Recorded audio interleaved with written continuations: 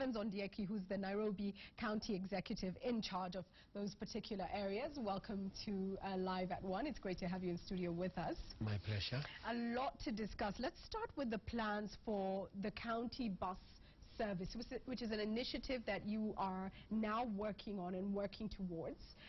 Transport has been a huge challenge, there's no doubt. In a huge city like Nairobi, we see the congestion, we see traffic jams, the cost of public transport has escalated. So the question I'll start with is, what research have you done and what have you based your plans for this new county bus service on? Okay, what we are doing is not abstract. Several companies and international organizations, including JICA, the European Union, Maud McDonald, have done grounded research, which means it is based on tangible data collected from our own people here in Nairobi City. And the research is pointing to one and only one area, that we start a system, a transport system that is safe, secure and reliable. And when we explored all the options, we realized that we cannot control and discipline or bring about order in the transport sector if we don't know who operates the system, who owns the system, who is the driver, who is the conductor, etc., etc. So we realized that initially Nairobi had a working transport system.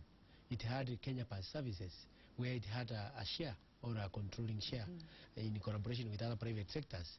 And there is nothing wrong. No law prohibits us from making initiatives either through PPP or through partnerships with the private sector and other donor agencies and development partners to be able to realize one of our core objectives, because transport is one of the 7 pillars which the governor drove his campaign on.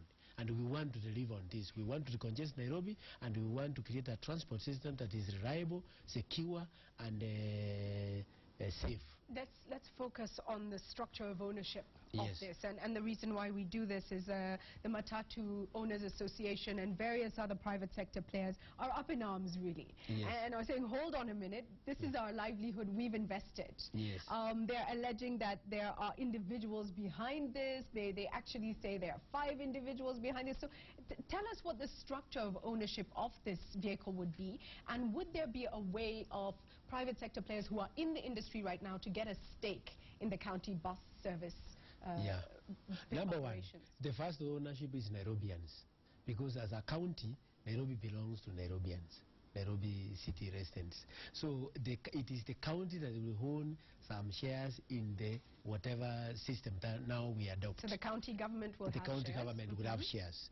The idea of the shares is that we will also dictate who is the driver, who is the conductor, so that in case of misconduct, we are able to instill discipline. That is very critical, because 60% of the jam in Nairobi is caused by attitude, a mentality by the drivers. And that mentality is predominant among public service vehicles. Indeed it is. So, and we are saying we cannot pretend. Just go to Ronald Ngara Street, go to Tomboya Street just now, and you will be shocked. There is no space to pass through, because the attitude of the drivers that they have to fill their buses before they move on. We'll come to that, because that question of order is very important, and it's part of what we do with Citizen Roadhog. But let's come back to ownership for a minute.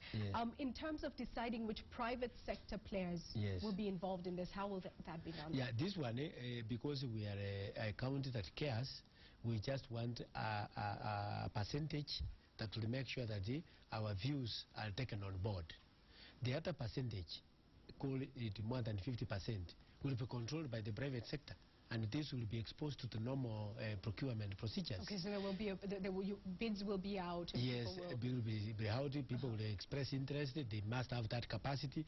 We have already done the designs on what model of the bus, what specifications it has, the volumes it will carry, the safety details and the designs.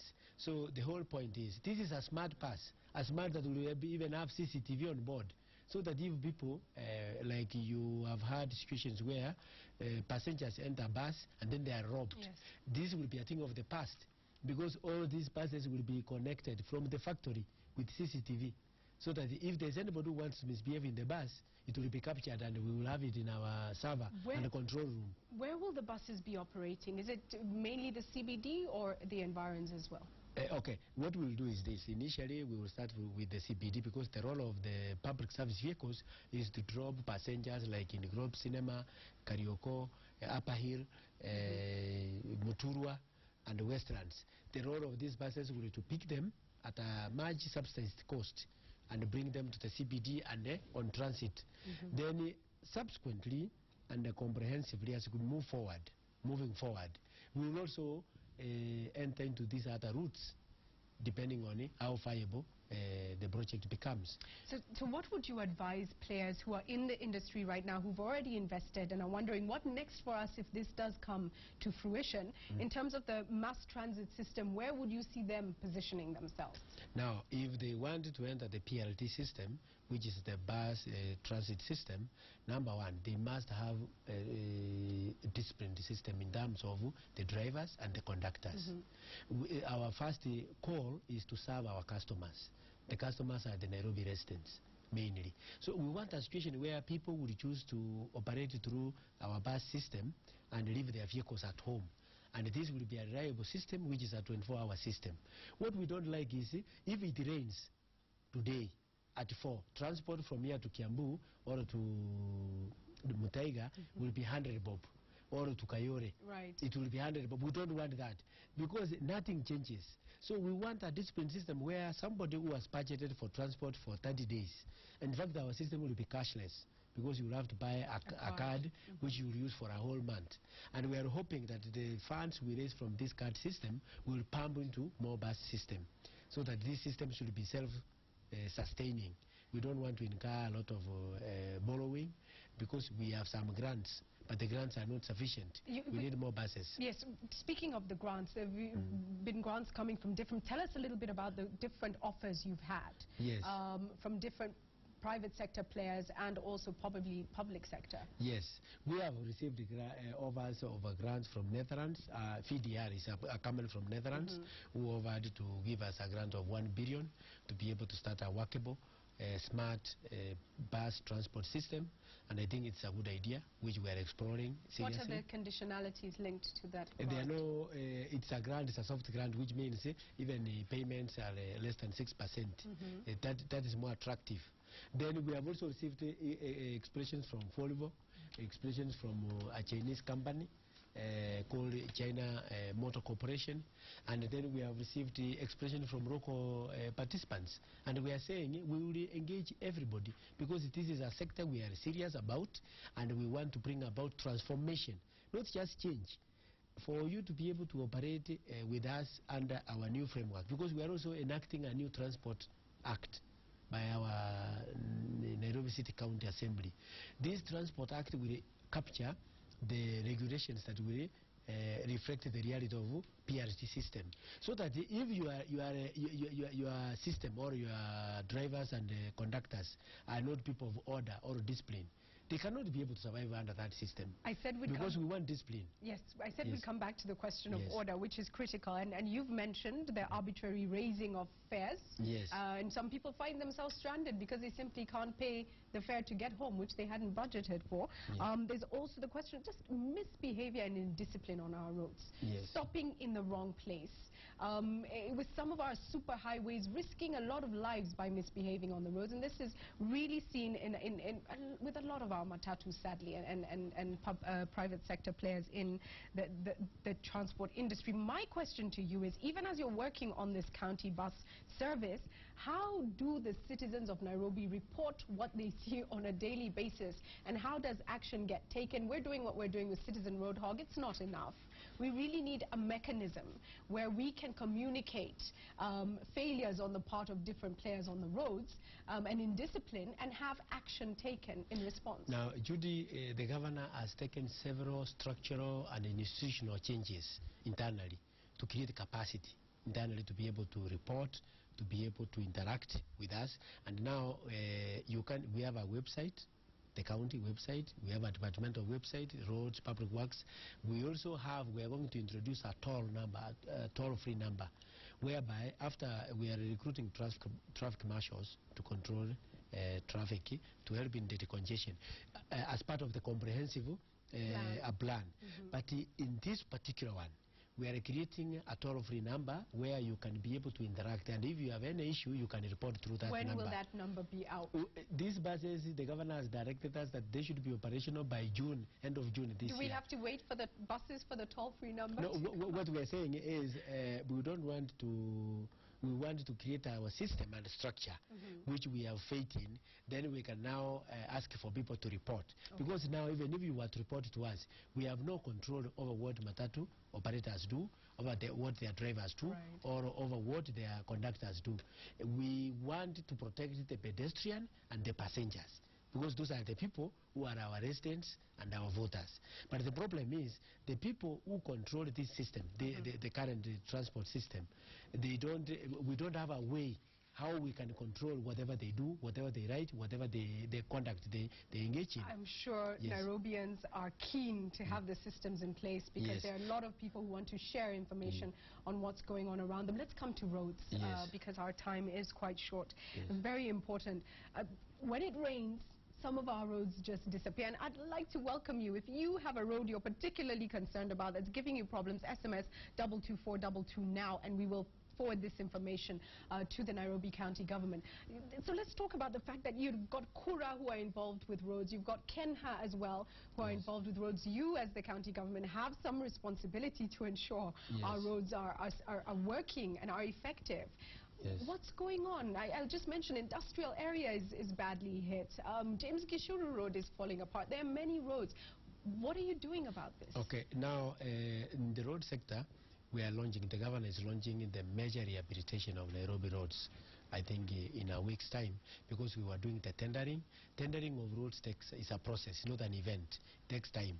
So we were doing the designs and the details, drawings. They are ready. We tendered. The tenders have been awarded. I'm sure the letters have been released. So we will now launch the commencement.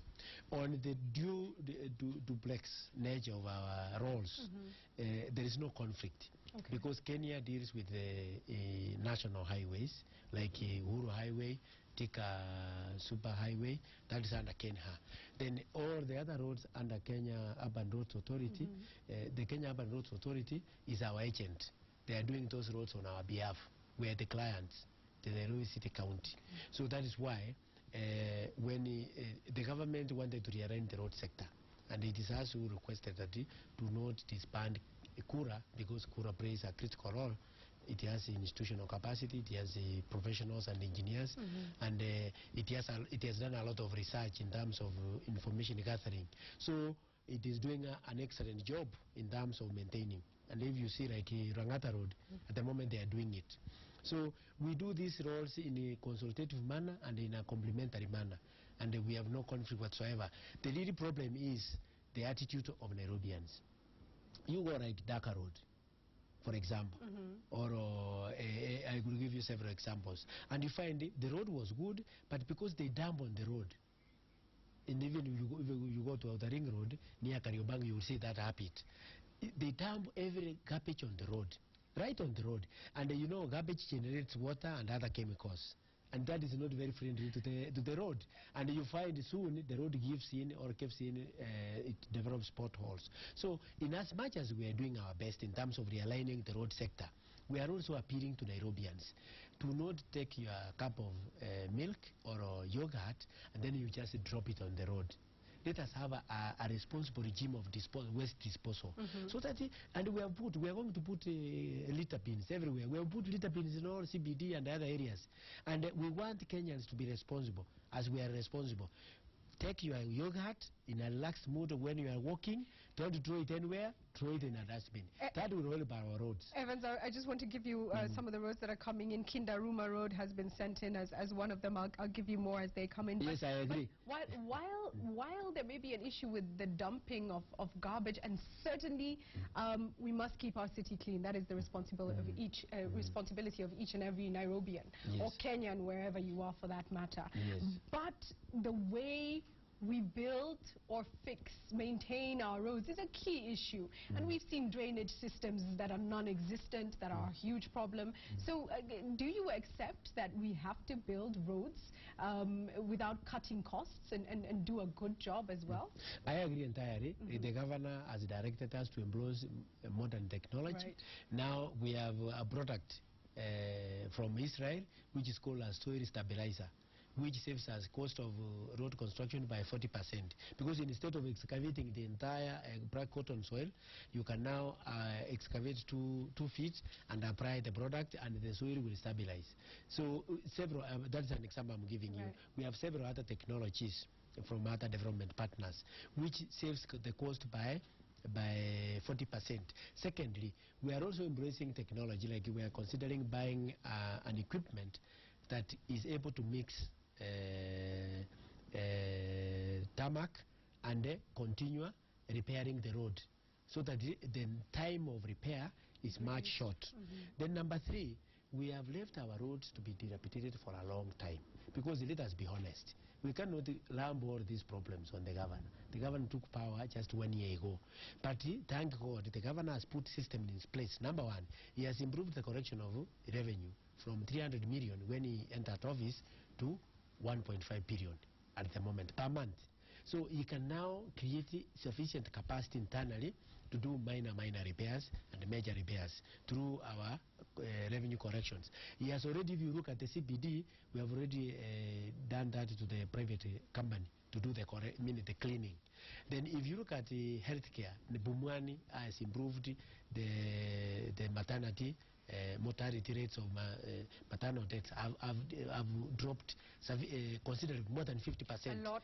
Then we are doing in Bagati, we are doing Mutuini, everywhere there is activity. It's only that we don't go shouting. Plenty going on. Yes. Muhuri Road, I'm being told Muhuri Road as well in Dagoretti is a huge problem. Yes.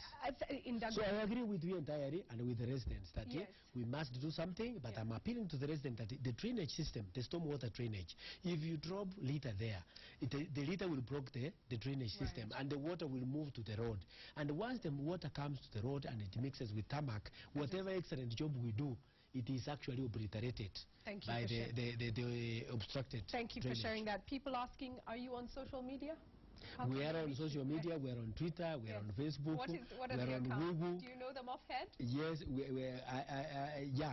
are at county, Nairobi, at the Nairobi City County, that is Twitter, Facebook, we are there. Okay, yes. we will share. Yeah. So we can engage and we operate 24 hours. Okay, we're getting a lot of views in, and I'm being told South Sea, people in South Sea are saying you're not delivering in South Sea. And we are beginning the work in South Sea next week. And they said there were promises made, so South Sea is starting?